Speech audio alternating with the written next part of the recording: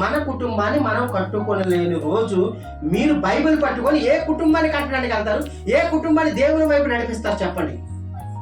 ఆలోచించండి. ఏమిటి చిన్న మాటలు కాదండి. మన కుటుంబం దేవుని వైపు నడిచేటట్టుగా ఎల్లప్పుడూ ఉండాలండి.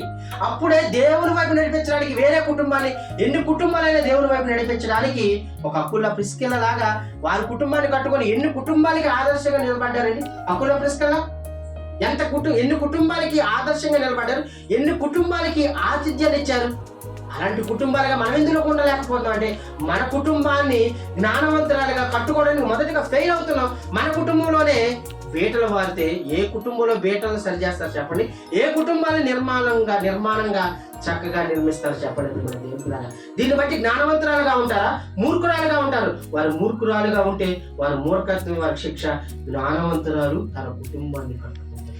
జ్ఞానవంతురాలుగా ఉండడానికి సిద్ధపడి సాహసం చేసి సమయస్ఫూర్తి